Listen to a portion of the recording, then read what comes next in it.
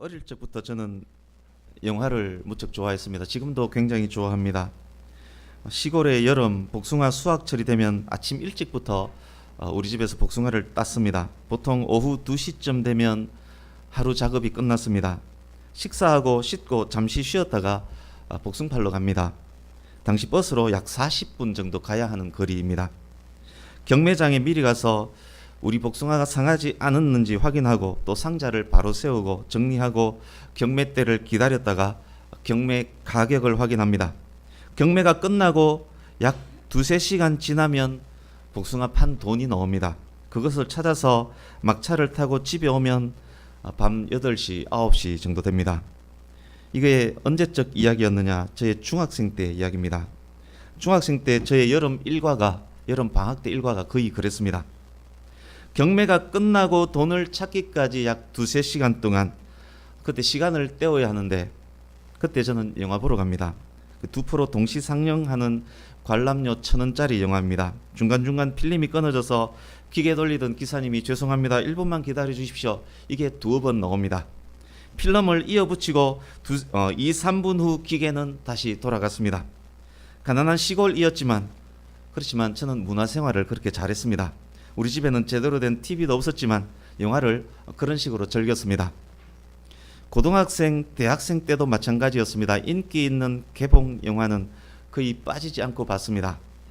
제가 왜 영화 이야기를 하느냐? 이유가 있습니다. 오늘 본문을 읽으면 생각났던 영화, 말씀을 준비하면서 생각난 영화가 있기 때문입니다. 고등학교 졸업하던 때 대구 개봉관에서 친구랑 봤던 영화입니다. 오늘 그래서 미리 영화 하나 보고 말씀을 시작하려 합니다. 외국 영화이지만 한글 자막은 달지 않았습니다. 분위기만 보면 대충 알 수 있습니다. 이쪽 불만 좀 꺼주시겠습니까?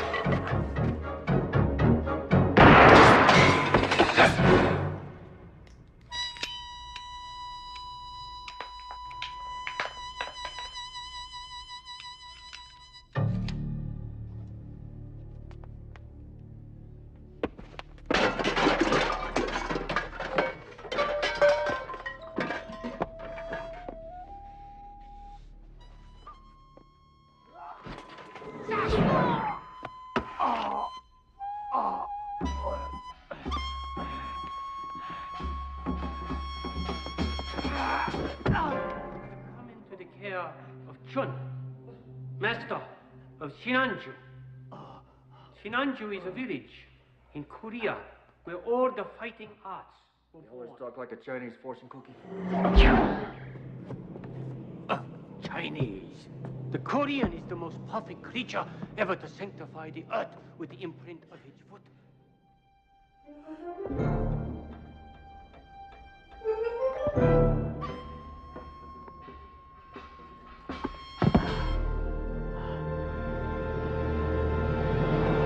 Ta-da!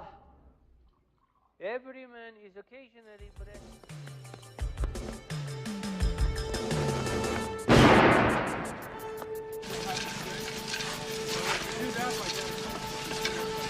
Hey, you can't come over here. Look out, buddy. Who is it?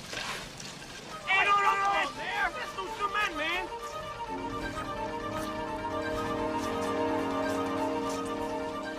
Wait. Hey, buddy.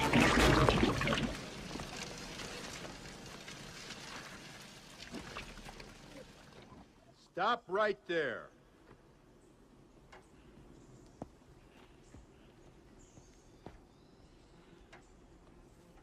I used to be interested in who you work for. Now I don't give a damn.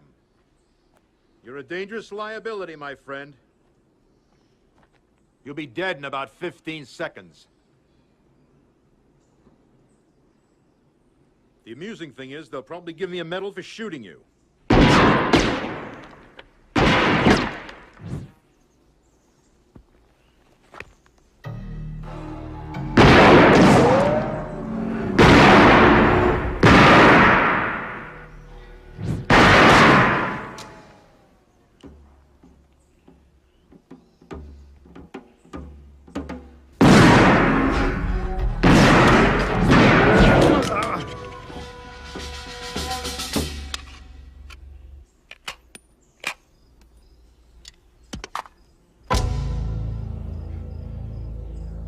Who are you?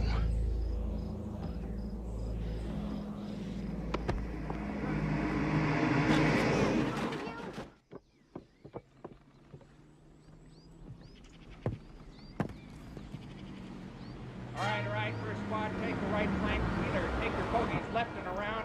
Be careful, they may be armed, and for crying out loud, watch the major. She's a woman and she's on our side. There he is!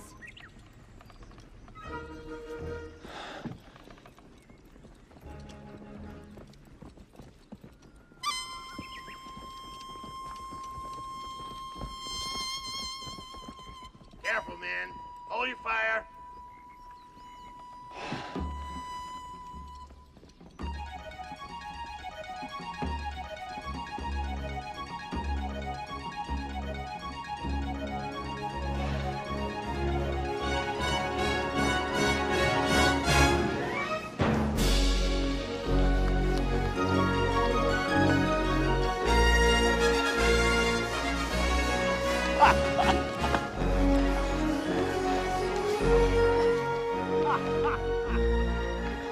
You must run very fast. Who are you? Do you believe we're the good guys?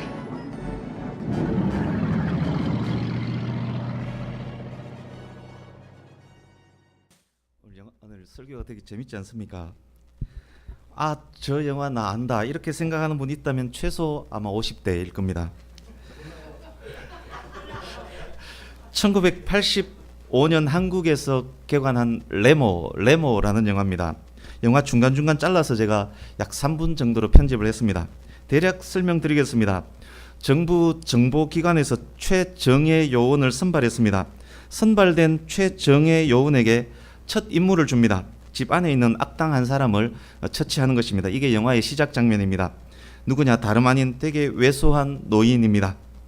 그렇지만 그것은 첫 임무가 아니라 테스트였습니다. 보셨던 시작 장면은 무술을 배울 스승에게 테스트를 받는 장면이고 자기 실력 형편없음과 그리고 스승의 뛰어남을 확인한 후에 주인공은 노인에게 무술을 배웁니다. 훈련 이수 후 더욱 고수가 된 주인공이 임무 수행하는 그런 영화입니다. 이 영화를 잊을 수 없었던 이유 중 하나가 주인공의 무술 스승 노인이 한국인으로 설정되어 있습니다. 노인이 아리랑도 막 부릅니다. 또 배경음악 들으셨겠지만 꽹과리 소리도 나오고 그리고 배경음악으로 아리랑 음악이 나왔을 것입니다. 헐리우드 영화에서 공식적으로 한국 사람으로 설정된 배우가 나오는 것을 저는 그때 처음 봤습니다. 또 주인공에게 전수되는 무술이 한국 고유의 무술, 영화에서는 신안주 지역의 무술이라고 하는데 신안주 무술입니다.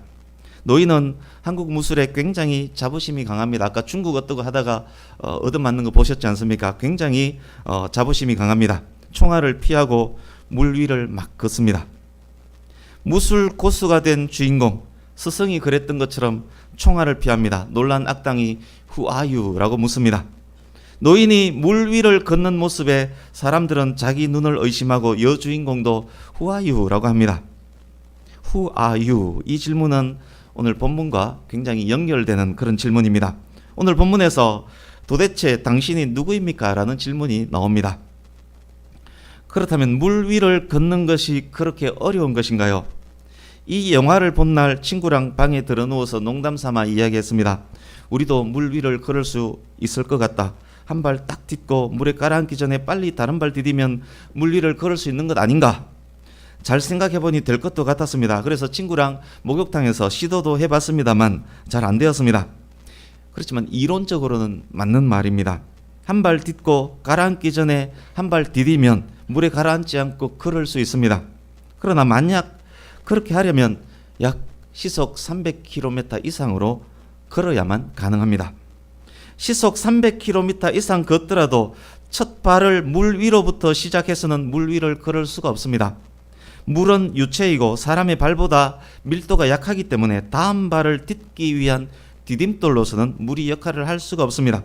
시속 300km로 뛸 수 있는 사람일지라도 저 멀리서부터 뛰어와야만 물 위를 걷는 것을 시도할 수 있을 것입니다. 어떻게 가능하냐 한번 보겠습니다.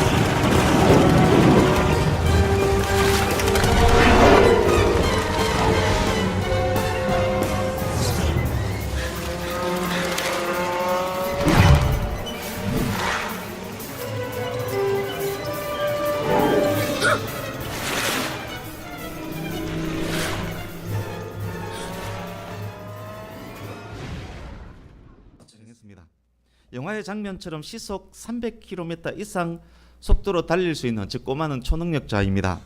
초능력자일지라도 육지에서부터 출발해야만 물 위를 걸을 수 있습니다. 그 속도로 달렸을지라도 멈추면 초능력자일지라도 물속에 잠길 수밖에 없습니다. 지금 저는 사람의 맨발로는 물 위를 절대 걸을 수 없음을 지금 설명드리고 있는 중입니다. 사람뿐만 아닙니다. 어떤 짐승도, 심지어 새들도 물 위를 걸을 수는 없습니다. 물 위를 걷는 것은 불가능합니다. 그래도 걷고 싶다면 방법이 있기는 있습니다. 물의 표면 장력과 부력으로 몸을 띄울 수 있을 만큼의 가벼운 몸무게를 만들면 됩니다. 정말 물 위를 걷고 싶으시면 열심히 다이어트해서 소금쟁이 몸무게로 만들면 여러분도 물 위를 걸을 수 있습니다. 또 있습니다. 자기 몸을 기형으로 만들어도 됩니다. 몸 전체를 고무망치로 이렇게 툭툭 두들겨서 발바닥으로 다 몰아줍니다. 그리고 발바닥에 몰린 몸을 얇게 두드려서 발바닥 면적을 지금의 수백 배로 만들면, 그래서 자기 몸을 전체 발바닥으로 모아서 딱 펴면 걸을 수 있습니다. 성경에는, 그러니까 못 걷는다는 이야기입니다. 성경에는 물과 관련된 기적을 일으키거나 경험한 인물들이 몇 명 등장합니다. 출애굽 때 모세는 홍해를 가르고 백성들은 홍해 바닥에 바닥을 밟고 지나갔습니다. 여호수아는 언약궤를 맨 제사장으로 요단강을 건너게 합니다. 제사장들의 발이 요단강에 닿자 흐르던 요단 강물은 다른 곳으로 흘러싸이고 백성들은 강 바닥을 밟고 지나갑니다. 엘리야는 요단강을 건널 때 자기 겉옷을 벗어서 둘둘 말아서 그것으로 요단강을 칩니다. 그때 요단강은 좌우로 갈라지고 드러난 강바닥으로 제자 엘리사와 함께 지나갑니다.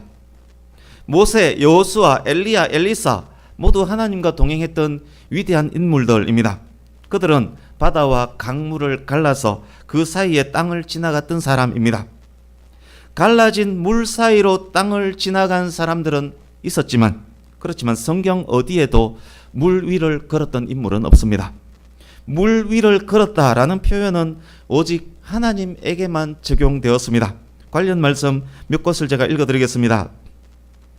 시편 77편 19절에 주의 길이 바다에 있었고 주의 곧은 길이 큰 물 위에 있었으나, 욥기 9장 8절에 그가 홀로 하늘을 펴시며 바다 물결을 밟으시며, 욥기 38장 16절 네가 바다의 샘에 들어갔었느냐, 깊은 물 밑으로 걸어 다녀 보았느냐.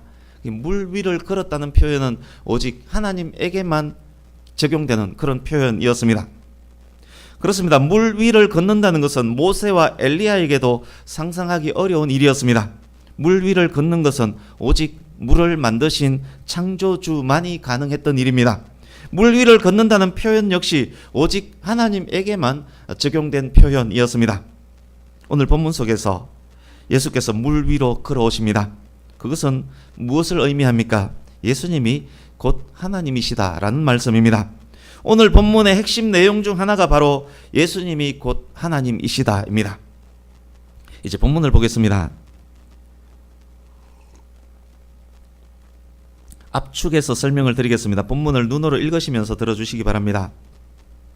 마태복음 14장 13절에서 21절을 보십시오. 떡 5개와 물고기 2마리로 5,000명을 먹이고 12바구니가 남았습니다.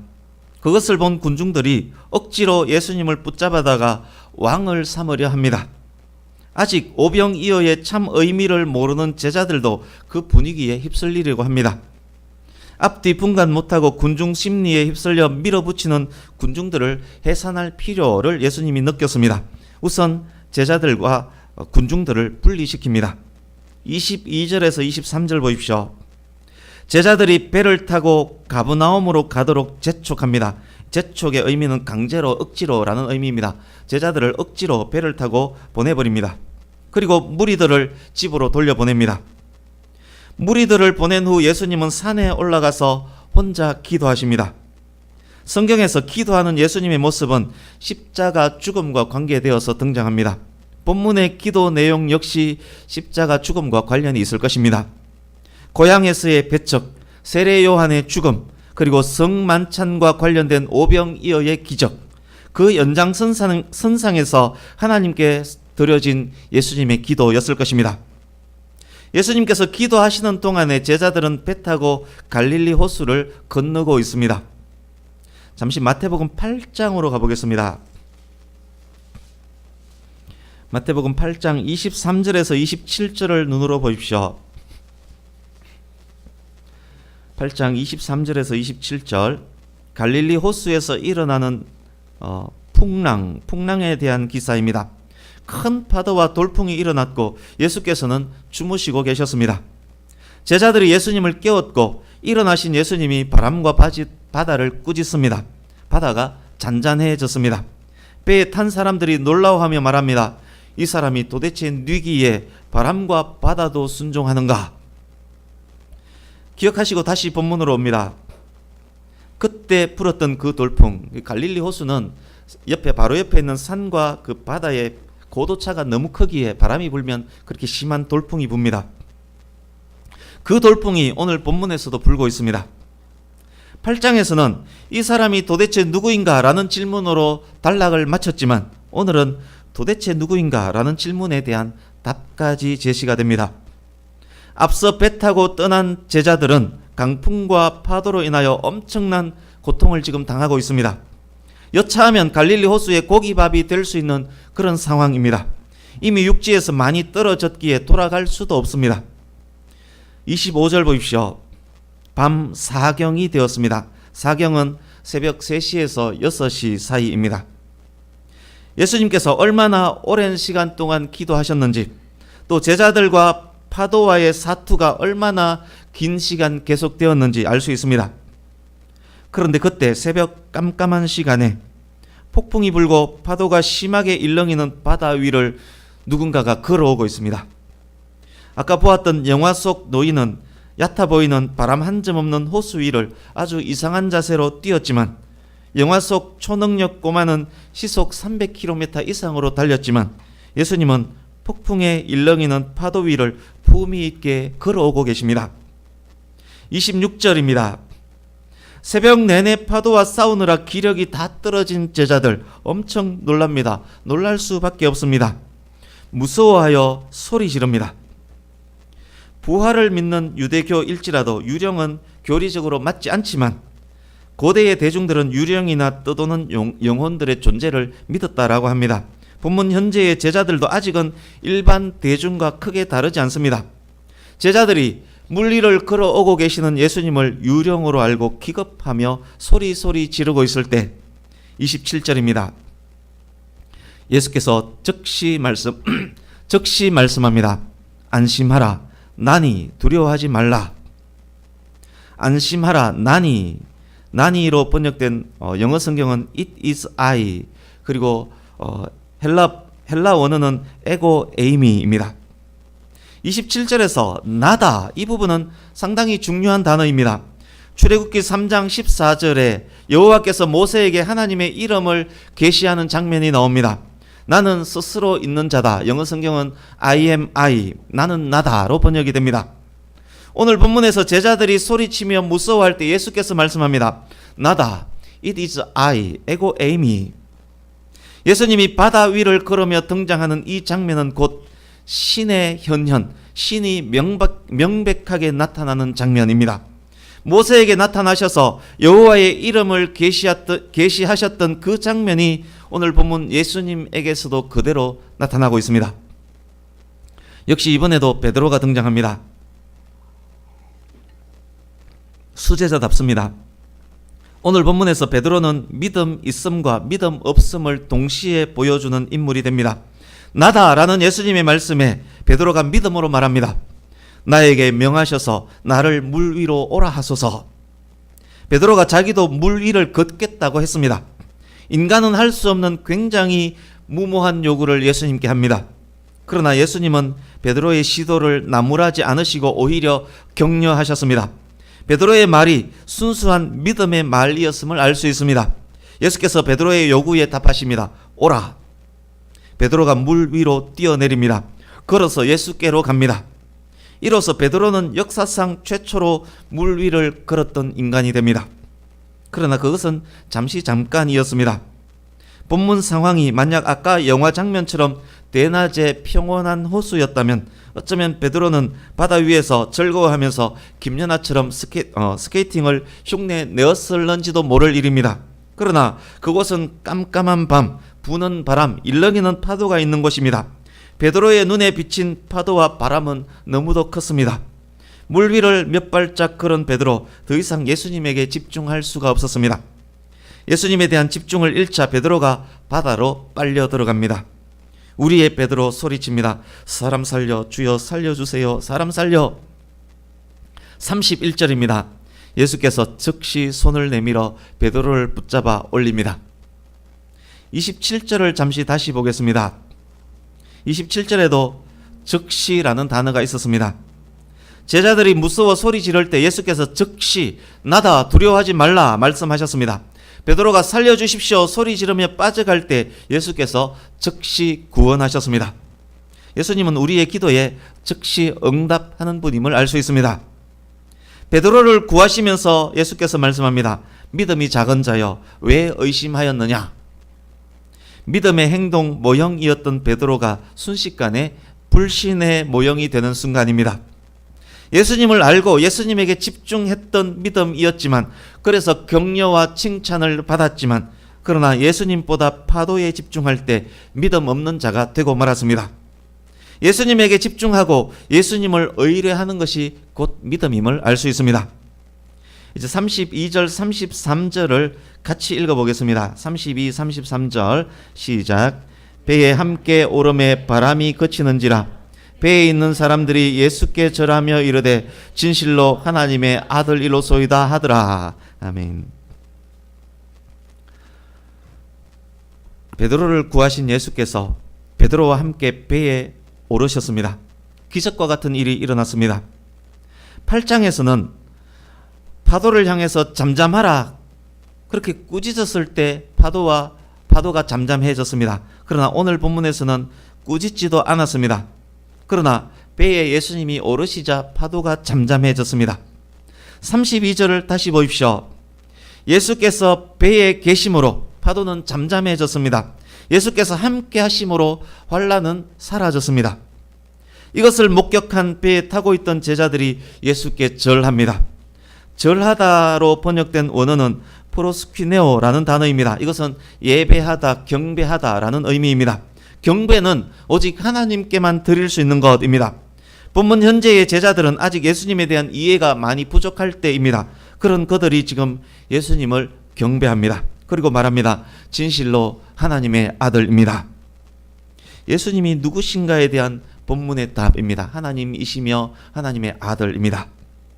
그래서 오늘 본문 속에 있는 신학은 기독론입니다. 예수님은 누구신가 질문에 답하는 본문입니다. Jesus, who is he? 영어 발음 어떻습니까? Jesus, who is he? He is a son of God.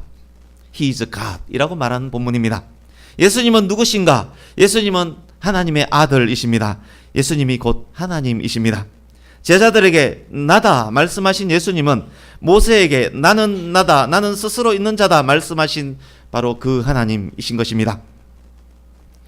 우리 마태복음 주보 오른쪽 하단에 있습니다. 마태복음 16장 바로 찾으면 되지만 주보를 보겠습니다. 마태복음 16장 15절 16절을 함께 읽어보겠습니다. 같이 읽습니다. 시작. 이르시되 너희는 나를 누구라 하느냐? 시몬 베드로가 대답하여 이르되 주는 그리스도시요 살아계신 하나님의 아들이시니이다. 아멘. 오늘 본문이 속한 단락의 절정부인 베드로의 신앙 고백을 향해 가고 있는 그런 부분입니다. 오늘 고백은 정신없이 놀라서 한 고백이지만 베드로의 신앙 고백은 이성을 갖춘 인간의 참되고 진실한 고백이었습니다. 오늘 본문이 단락의 정점을 향해 가는 중요한 디딤돌의 역할을 하고 있는 그런 본문입니다. 이제 말씀을 맺으려 합니다. 혹 여러분에게 두렵고 무서운 일이 있습니까? 밤새도록 힘든 일, 어려운 일들로 시달리셨습니까? 그래서 무서워서 소리쳤습니까? 예수께서 여러분에게 다가오셨지만 여러분이 예수님을 잘 알아보지 못하셨습니까? 그렇지만 그럴 때도 예수님은 책망하지 않으십니다. 예수님은 우리를 구원하시기 위해 우리가 탄 배를 향해 오신 분입니다. 우리의 고통에 귀를 기울이시고 우리에게 적시 말씀합니다. 안심해라. 내가 여기 있지 않니? 나다. 두려워하지 마라. 물 위를 걸어오신 예수님은 우리의 하나님이십니다. 두려워하지 마시기 바랍니다. 예수님을 알아보고 믿음으로 고백하고 믿음으로 행했습니다. 두려워하지 않았습니다. 그래서 승리했습니다. 그렇지만 우리는 연약한 인간인지라 믿음으로 행했었고 그래서 승리하는 듯 했지만 여러 상황들로 믿음이 약해질 때가 있습니다. 여러분, 믿음이 약해져서 혹시 또 실패했습니까? 건강 문제, 돈 문제, 자녀 문제 등등의 일들이 믿음의 길을 방해합니까? 예수님보다 현실의 문제들이 더 커 보입니까? 그래서 두렵습니까? 그래서 베드로처럼 다시 바다에 빠져들어가고 있습니까? 만약 그렇다면 어떻게 해야 합니까? 다시 예수님께 소리치며 말하면 됩니다. 주여, 우리의 믿음 없음을 불쌍히 여겨 주십시오. 주여, 우리를 구원해 주십시오. 베드로처럼 그렇게 소리친다면 그때도 예수께서는 즉시 우리를 구해 주십니다. 그리고 우리와 함께 하십니다. 폭풍우와 파도는 잠잠해집니다. 그렇습니다. 하나님께서 우리와 함께 하시면 폭풍우는 잠잠해집니다. 하나님께서 우리와 함께 하시면 폭풍우를 두려워할 것 없습니다. 하나님과 함께 있는 우리에게 폭풍우는 더 이상 폭풍우가 아닙니다. 세상 그 어떤 것보다 하나님이 더 크신 분이기 때문에 그렇습니다. 하나님을 바라보면 폭풍우는 찻잔속 태풍일 뿐입니다. 하나님과 함께 있는 것, 그것이 바로 우리의 승리입니다. 비록 폭풍우 속에 있을지라도 하나님께서 우리와 함께 있다는 그 사실, 그것이 문제의 해결입니다. 감리교회의 창시자인 요한 웨슬리 목사가 그의 죽음이 임박해서 한 말이 있습니다. 이것도 영어로 읽어드리겠습니다. The best of all, God with us. 무엇보다 최고는 하나님이 우리와 함께 하신다는 것이다. 그렇습니다. 하나님과 함께함이 최상의 행복이며 최상의 기쁨이며 최고의 은사입니다. 성도가 사는 동안 누구나 예수님으로부터 부드러운 질책을 받을 수 있습니다. 믿음이 작은 자여 왜 의심하였느냐, 그렇게 질책받을 수 있습니다. 예수님의 수제자 베드로도 그러했습니다. 그러기에 베드로처럼 우리들도 포기하지 않아야 합니다. 오히려 더더욱 소리치며 예수님께 나아가야 합니다. 예수님은 하나님의 아들이십니다. 예수님은 우리의 하나님이십니다. 예수님은 임마누엘이십니다. 예수님과 함께하는 것은 곧 하나님과 함께하는 것입니다. 이제 말씀을 맺습니다. 사랑하는 성도님 여러분, 어떤 환난, 어떤 어려움, 어떤 역경이 있더라도 두려워하지 마시기 바랍니다. 예수님은 우리가 난관이나 악한 일에 처해 있을 때 즉각 구원할 준비를 갖추고 계십니다. 예수님과 함께 하시기를 축복합니다. 예수님과 항상 동행하는 저와 여러분이 되시기를 축복합니다. 세상에 떠 있는 배, 우리 백양교회에 예수께서 함께 타고 계시기만 하면 됩니다. 세상에 떠 있는 배, 저와 여러분의 가정, 저와 여러분의 직장에 예수께서 함께 타고 계시기만 하면 됩니다. 그것이 모든 문제의 해결이 될 것입니다. 세상에서 가장 좋은 것은 하나님과 함께 하는 것입니다. 그렇기 때문에 하나님과 함께 하기 위해 나의 삶을 되돌아보며 말씀과 기도의 삶을 살며 예배에 집중하는 그런 삶에 가장 먼저 집중한다면 나머지 문제는 그때 이후로 저절로 해결될 것입니다. 그런 경험들이 저와 여러분에게 있기를, 그래서 승리하는 2019년 한 해가 되시기를 예수님 이름으로 축복합니다. 아멘. 기도하겠습니다.